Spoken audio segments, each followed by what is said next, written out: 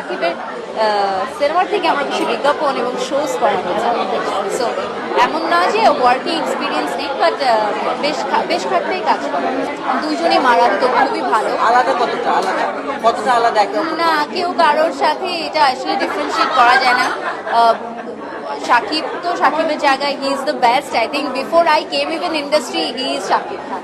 So I am no one to comment about his work, but everyone loves him.